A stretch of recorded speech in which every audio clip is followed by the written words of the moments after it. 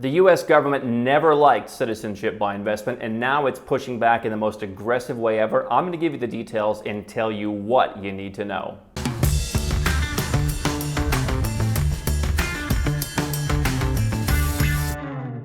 Hi, I'm Andrew Henderson. This is Nomad Capitalist. We've helped everyone from billionaires to celebrities to 7- and 8-figure entrepreneurs and investors who want to go where you're treated best. You can learn more at nomadcapitalist.com. And there's a new bill. This is not a law yet, hasn't made it out of the committee, but it's being discussed. And I always say when countries put stuff out there, when politicians, even on the fringe, make suggestions, it should be heeded. I've told you to be worried about that if you're a Western citizen for possible citizenship-based taxation. Canadians, Germans, others, your passport may follow you no matter where you go in the future, as it already does Americans. For Americans, the specter of a wealth tax. Politicians are talking, we should listen, especially in countries where the movement is going towards higher taxes, fewer freedoms, more regulations.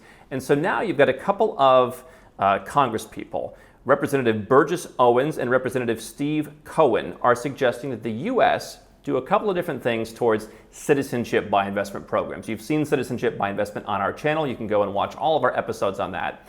But bottom line is, this is where you go to a country and engage in a financial transaction where you give them money. I've recommended always in the form of a donation in exchange to get citizenship. They take the money, they build roads, they build low-income housing, they do things because they're small countries that really impact their population, and in exchange you get a passport. That means if you don't want to be a citizen of your country anymore, you can use that second passport to excuse yourself from your first country's citizenship and to be more free.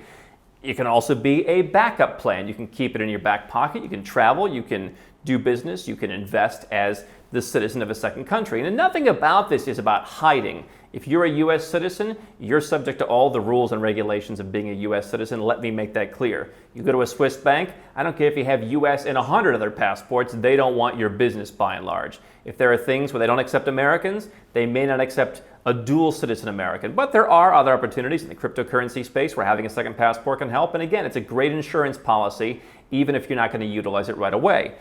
So here's what the U.S. wants to do. Because Western countries are becoming so increasingly desperate to keep people in their countries, paying higher taxes, paying the upcoming wealth taxes, dealing with whatever the governments can shove down their throats, the bill wants to do 4 things. Number 1, ban participation of countries that sell passports in the program from the U.S. visa waiver program.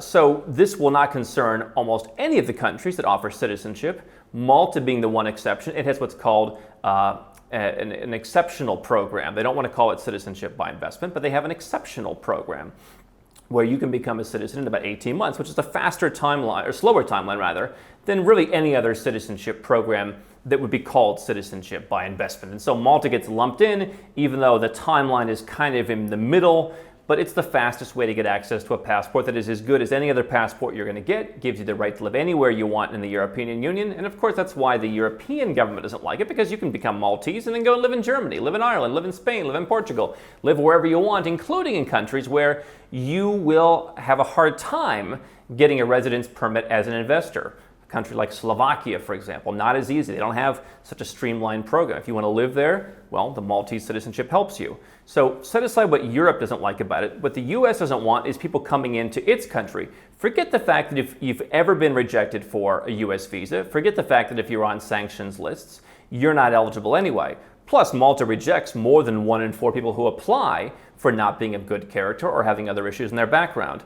Now the U.S. says, well, we don't want people to come into our country who hold these passports, which, quite frankly, I mean, Europe has throughout history pushed back on the U.S. for not allowing all European Union citizens to come to the U.S., even though all Americans can go to all EU countries. It's not the spirit of reciprocity that the EU commands, but they've largely put that issue to the side. So now the U.S., after letting Poland and Croatia travel to the U.S. visa-free, now they're saying, well, let's actually start pulling back on members of the visa waiver program.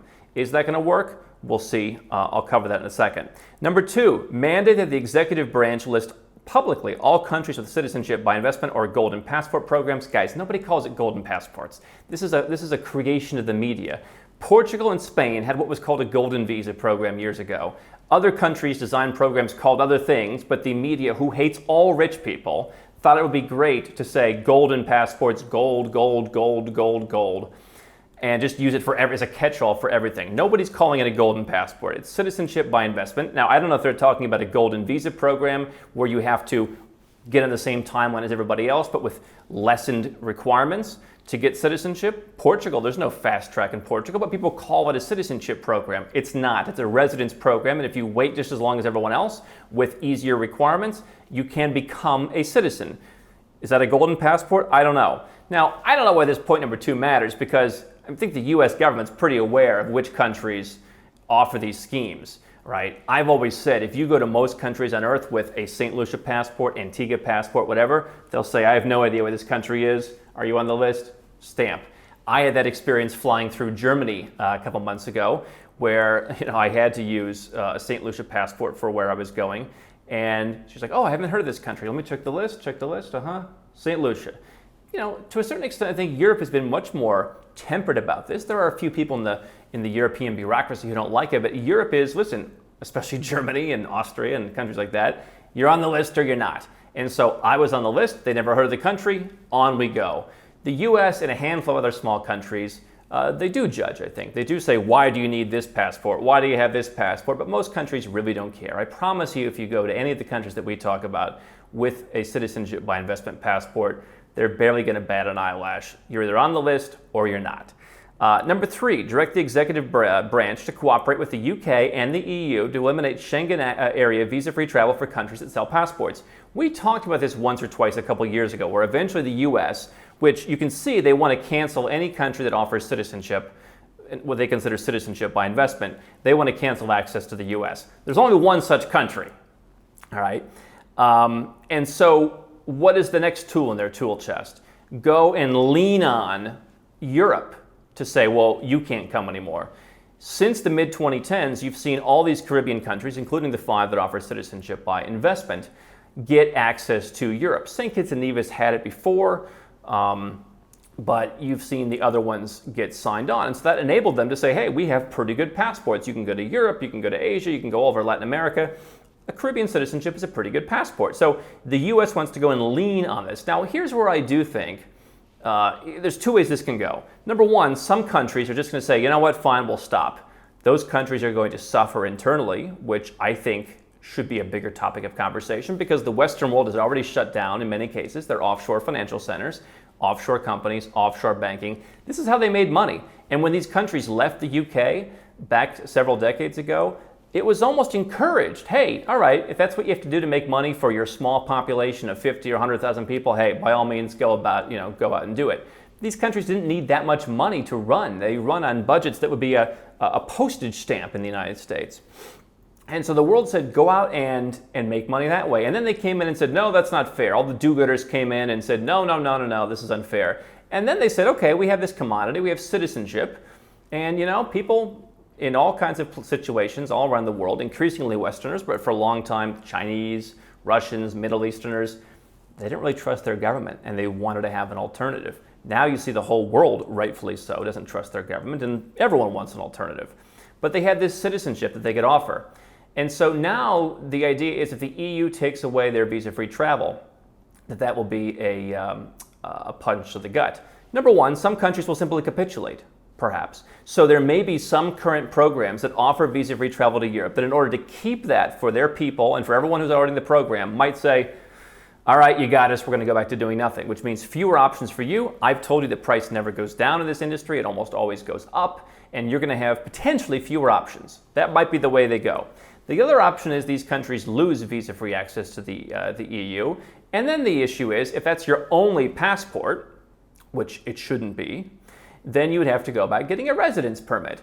If they eventually eliminate golden visas, which I don't really see happening, they might make them more difficult, but I don't believe they'll eliminate golden visas, then you'll have to go about getting some other kind of residence permit. There are so many different kinds of residence permits in Europe. If you have income, if you've got a skill, if you start a business, if you hire people, if you do any number of things, that if you want to go to Europe, you can get a residence permit. Potentially some people who are getting citizenship in the Caribbean qualify for European citizenship by descent. Some want to move there and naturalize. Some don't even care about going there. And if you have multiple citizenships, then perhaps your other citizenship has access to Europe, in which case the Caribbean one gives you a passport where you don't have to worry about it. You don't have to worry about a country that's constantly pleasing the whims of every Western power, and you can live your life freely going to all the countries that we talk about in Central and South America, Eastern Europe, Southeast Asia, North Asia. There's a lot of places out there besides Europe. So there's a lot of ways that the average person who wanted access to Europe could get it, and I don't think that anyone who's seeking second citizenship should allow a Caribbean passport to be their only citizenship. I've been talking recently, you want 3. And so if you're keeping your current citizenship and you already have access to Europe, i.e. you're an American or Canadian, then you don't really need that from the second one. And if you needed it from the second one at some point in the future because you lost your first citizenship, then there are plenty of different ways you can get residence that nobody's targeting because they're not called golden visas. So that's what this is all about. There'll still be plenty of ways to live in Europe, in my opinion, but you may possibly see fewer options in the citizenship space. So it may be more annoying to get into Europe in the future, but quite frankly, I don't really think once you get into it, it'll be that much more annoying. What I do think is, again, the worst case scenario is countries just simply say, all right, fine, we're waving the white flag. That means you have fewer choices. Number 4 is prohibit the use of taxpayer dollars to vet golden passport applicants. The taxpayer dollars cannot be used to enable these corrupt programs. Of course, the line here is it's always corrupt, right? I'm clean as a whistle. Someone insulted me once that I'm the goody two-shoes of the offshore business, and I wore that as a badge. I've told you that I'm the goody two-shoes because if I have an obligation to report something, I report it. If I have an obligation to pay something, I pay it. I have legally structured my life, so I don't have to do it. But you know what? I'm not in bed with any oligarchs. I don't know anybody in the government. I occasionally meet, we had the former president of Georgia at our conference. I occasionally meet, I got friends who their brother's a diplomat or, whatever. I don't know these people. I don't know Putin. And the idea that me and all the other Americans, all the other Westerners right now who are seeking an option, because we've seen that we can't trust our government. I've been seeing it for 25 years. Some people have been seeing it more recently. We're not corrupt. But it's a great tagline to use, and what's been said about what's happening in the European side of this is that their archetype of anyone doing one of these programs has been Russian oligarch. They've been doing it for years. And now, finally, conveniently for them, it's very much in vogue to punish the Russian oligarchs. And so now that they've defined the person who wants a citizenship, even though the numbers of Russians for some of these citizenship programs are literally less than 1%, in some of the EU golden visa programs they're like 1 or 2%, they can now push the narrative, oligarchs, oligarchs, oligarchs. I'm not an oligarch. You're not an oligarch. But yet we're going to be the ones who are going to suffer fewer choices, degraded choices. And I don't even know what this means, prevent taxpayer funds to vet golden passport applicants. Does that mean if you're a Maltese citizen, what, you can't apply to live in the US? I don't understand what that means. All I know is how convenient them to say, if you want options, you are corrupt. Now, I'm speaking up for this, and there's probably going to come a time when it comes at some cost to me. But the bottom line here is citizenship by investment is going to be interesting to watch in the coming months. Again, our country's going to wave the white flag and take away your options, maybe, probably raises the price on the rest. Listen, maybe there's one person who's suggesting in this industry that they're all going to wave the white flag, and then what do you do? Right? Well, what you can do is you can look at citizenship by descent. You can look at naturalization, including paper residence. You can look at fast-track naturalization programs, including potentially some in the European Union. There are always going to be opportunities. There are always going to be residence programs in Europe. They may not be quite as convenient. There will always be ways to get citizenship. They may not be as convenient or affordable. Now, I've been saying, and you're welcome to listen, one person said, you're just trying to drum up business. I've been saying in nearly a decade of doing this, I have never said so forcefully that you might see fewer options. Every year, some options go away. Moldova went away. Plenty of other programs, residence and citizenship, have gone away. This may be the biggest exodus of programs. Again, it may not, but if you're going to do it anyway, I would encourage you to use this as an example. And to the idea that you might lose visa-free travel to Europe, okay, if Europe is important to you, you'll find another way to do it. And again, most people watching this aren't using their second passport to give up their first passport. Even if you are, you want other passports. You want options. I'm not going to stop saying you want options because a couple of US congressmen think that everyone who wants options is corrupt. I'm pushing back on that narrative, and you know what? They may come after me at some point. They may target me. Maybe they'll put me on a list if I'm not already on a list. But this is what I believe. I believe people deserve options, and I believe if you want options, listen, I'm going to be fine. I've got multiple citizenships, multiple residences.